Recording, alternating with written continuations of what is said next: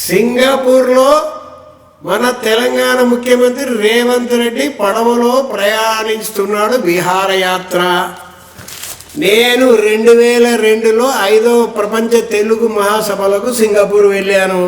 Singapore పరిస్థితి ఏంట్రా అంటే అడ్డం 23 కిలోమీటర్లు, పొడవు 45 కిలోమీటర్లు, దాని జనాభా 50 లక్షలు. నా కొడుకులు సింగపూర్ వాళ్ళు దొడ్డికి పోయిన నీళ్ళే, డ్రైనేజీ నీళ్ళే శుభ్రం చేసుకొని తాగుతారు. అలాంటి డొక్కు సింగపూర్ను పట్టుకొని మన సీఎం రేవంత్ రెడ్డి ఓహో సింగపూర్, ఆహా సింగపూర్. అది ఒకప్పుడు ఏంట్రా అంటే ఇంగ్లీష్ వాళ్ళు పడవలు రావడానికి పోవడానికి అదొక అడ్డాగా పెట్టుకున్నారు. అక్కడ పుట్టిన పెరిగినోడు ఎవరు దిక్కులేడు. అది ఇంగ్లీషు అధికార భాష. మన తమిళియన్సే 5-6 లక్షల 10 లక్షల మంది ఉన్నారు. అది సెకండ్ లాంగ్వేజ్, అఫీషియల్ లాంగ్వేజ్. కాబట్టి సింగపూర్లో ఏమిది నా తొక్క సింగపూర్ను పట్టుకొని ముత్తెమంతా అదే మండలము, అదే జిల్లా, అదే రాష్ట్రము, అదే కంట్రీ, దాన్ని పట్టుకొని మనలు సింగపూర్. బిల్డింగులు ఏందా కట్టడము, బిల్డింగులు పెద్ద గొప్ప కాదు. ఎంతసేపు టపటపటపటపట ఆడు బూర్జు కట్టలేదు, దుబాయ్లో బుర్జు కట్టిండు, వీడు చార్మినార్ కట్టిండు. ఏమైంది? దొంగనా కొడుకులు పబ్లిక్ని దోసుకుండమే కదా.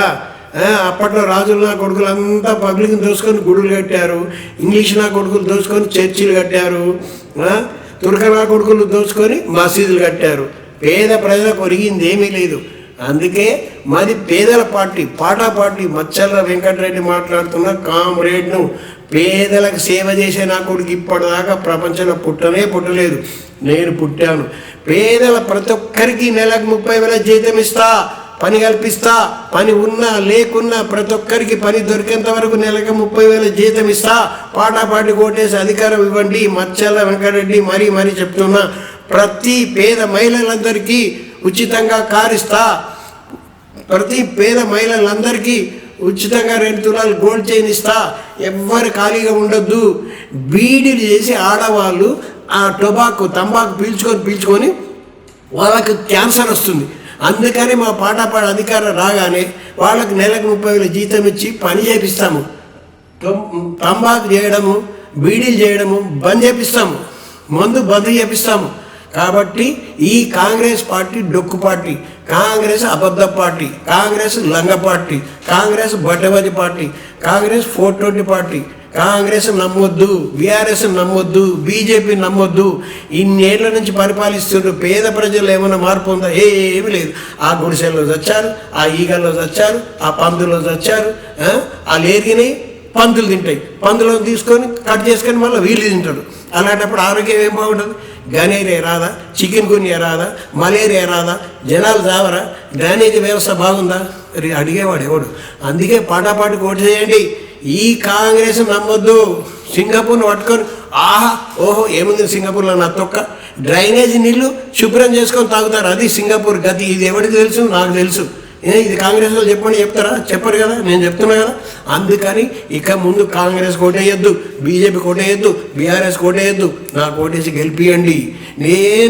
నాకు పైన ఎవరు లేరు, కింద ఎవరు లేరు, పక్కన ఎవరు లేరు, వెనకాల ఎవరు. నాకు నేనే. పేద ప్రజల కోసం ఎంతైనా కష్టపడతాము, ఎంతైనా వాళ్ళ కోసం సేవ చేస్తాము. కాబట్టి వాళ్ళను ఆర్థికంగా అభివృద్ధి చేయడం. నెలకు 30,000 అంటే సంవత్సరానికి 3,60,000. ఒక 4 ఉన్నారనుకో ఎంత అవుతుంది? 15 లక్షలు అవుతుంది. ఒక సంవత్సరానికి ఒక ఇంట్లో 15 లక్షలు వాళ్ళు సంపాదించుకుంటే ఎంత స్టేజీలో ఉంటారు? ఎలాంటి అభివృద్ధి అవుతుంది? ఎవరికి వాళ్ళు దేహి అని అడగాల్సిన అవసరం లేదు. ఇప్పుడు అంతా ఈ కాంగ్రెస్ వాళ్ళు ఇంత చెత్త పరిపాలన చేయబట్టే కదా ఆడ నక్సలైట్లు వస్తున్నారు, పేదలు పోలీసు వాళ్ళు వస్తున్నారు. మందు పాత్ర పెడితే కానిస్టేబుల్ వచ్చిన వాళ్ళు అంతా పేదలే. వాళ్ళేం ధనవంతులు కాదు. ధనవంతులు అపర కోటీశ్వరులు ఎవడు కానిస్టేబుల్గా ఓడు, ప్రాణత్యాగం చేయడు. అట్లాగే చదువు రాక అవివేకం అజ్ఞానంతో వెనకబడ్డ ట్రైబల్స్, ఎస్టీలు, ఎస్సీలు నక్సలైట్లో చేరి వాళ్ళు చేస్తుండ్రు, వీళ్ళు చేస్తుండ్రు. అంటే మనము ఒకరినొకరు చంపుకోవడానికే ప్రజాస్వామ్యం తెచ్చుకున్నది, అందరం బాగుపడ్డాం కదా. కాబట్టి ఈ పెట్టుబడిదారు పార్టీలను ఓడించండి. బుల్లెట్ ఓకే, అది పక్కన ఉండండి. మేము బ్యాలెట్ రూపంలో వచ్చాము, మాకు ఓటేసి గెలిపియండి, అధికారం ఇవ్వండి.